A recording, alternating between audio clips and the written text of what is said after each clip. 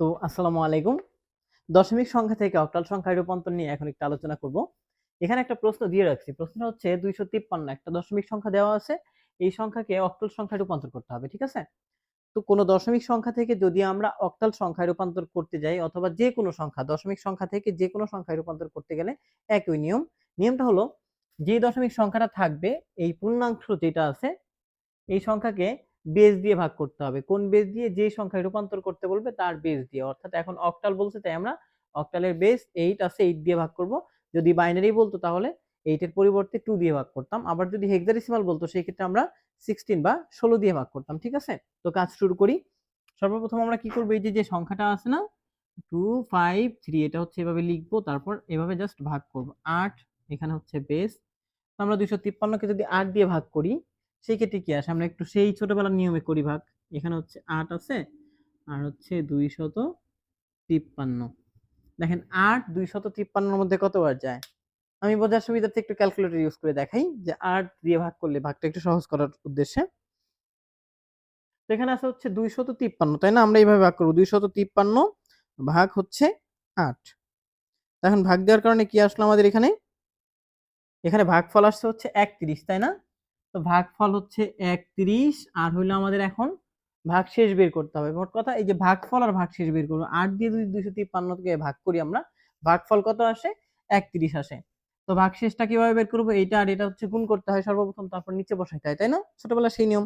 তো আমরা যদি এখন গুণ করি হচ্ছে 31 গুণ 8 সমান কত আসে? 248, তাই না? তো 248 এখানে বসাই দিলাম আমরা। এবার হচ্ছে এটারে যদি বিয়োগ করি, এই যে 8 আছে কত হলে 13 হবে না? এই নিয়ম আছে না? এখানে কত বসে? 9 10 11 12 13 5, তাই না? তো এখানে 5 বসাবো বা 5 আর কি যেটাই বলি। তো হাতে কিছু আছে? হাতে আছে 1। 1 হচ্ছে 4 এর সাথে যোগ করলে 5, 5 এ 5 মিলে গেলে 0, তাই না? এই বামে শূন্যের দাম নাই, 2 দিয়ে মিলে গেলেও 0। তো আমরা ভাগশেষ পাইলাম কত? 5 আর ভাগফল পাইলাম 31। এইখানে হচ্ছে আমরা এই ভাগফল বসাবো আর মাইনাস দিয়ে একটা মাইনাস চিহ্নের পরে এই যে ভাগশেষটা আসছে না 5, ওইটা বসাবো এখানে। ঠিক আছে? ক্লিয়ার বিষয়টা? কি করছি? এই সংখ্যাকে 8 দিয়ে ভাগ করছি, ভাগ করার পর যে ভাগফল আসছে ওইটা এখানে বসাইছি আর ভাগশেষ যেটা আসছে ওটা হচ্ছে এইখানে বসাইছি, হ্যাঁ, একটা মাইনাস দিয়ে। তারপর আমরা সেম ভাবে আবার এই যে নতুন ভাগফলটা পাইলাম 31, 31 কে আমরা 8 দিয়ে ভাগ করি। 31 কে যদি 8 দিয়ে ভাগ করি সেক্ষেত্রে কত আসে? 31 কে 8 দিয়ে ভাগ করলে 3 আর 24, তাই না? তারপর আমি আরেকবার দেখাই, জাস্ট 31 ভাগ হচ্ছে 8, ফলাফল কত আসে? 3 না? এই যে পয়েন্টের আগের অংশটা লিখতে হয় যে 31 কে আমরা ভাগ করব 8 দিয়ে। কতবার যায়? 3 বার। তো 3 আটা 24, না? এখন যদি আমরা বিয়োগ করি 31 আর 24 ভাগশেষ কত আসে আমাদের? 4 আছে কত হলে 11 হবে? 7 হইলে, তাই না? হাতে আছে 1, 1 1 মিলে গেলে এখানে হচ্ছে সরি 3 3 মিলে গেলে 0 হয়। তা ভাগশেষ আমার কত আসলো?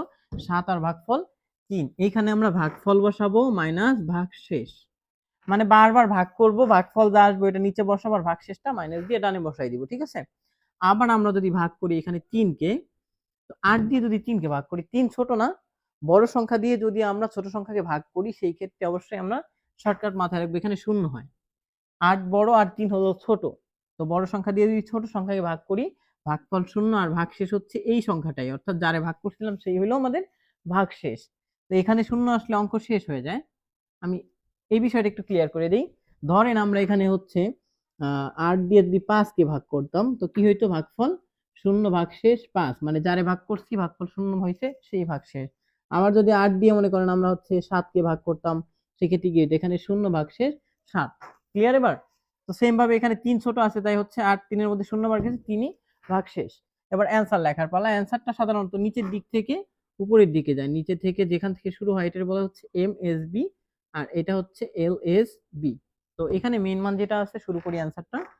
অ্যানসারটা হচ্ছে 375। মানে আমাদের এই যে অ্যানসারটা আছে এটা হচ্ছে নিচের ডিজিটটা আগে লিখতে হয়, তারপর তার উপরের ডিজিট, তারপর হচ্ছে তার উপরের ডিজিট। এইভাবে যতগুলো থাকে সবগুলো লিখলে আমাদের অ্যানসার পাওয়া যায়। এটা হচ্ছে অক্টাল সংখ্যা। তো আমরা চাইলে একটু সাজায় লিখতে পারি প্রশ্নটা এমন, অতএব 253 একটা দশমিক সংখ্যা সমান অক্টাল। এটা হচ্ছে আমাদের ফাইনাল অ্যান্সার। তো আশা করি এটা নিয়ে কারো সমস্যা হবে না। আমি এরকম একটা দিয়ে দিই, এটা আপনারা একটু প্র্যাকটিস করেন সেম ভাবে। প্রশ্ন হচ্ছে এমন আপনাদের জন্য, এটা 342 এটা হচ্ছে দশমিকে আছে, আপনারা অক্টালে রূপান্তর করেন। ঠিক আছে? তো আশা করি সবাই পারবেন, এটা চেষ্টা করেন সবাই। ধন্যবাদ।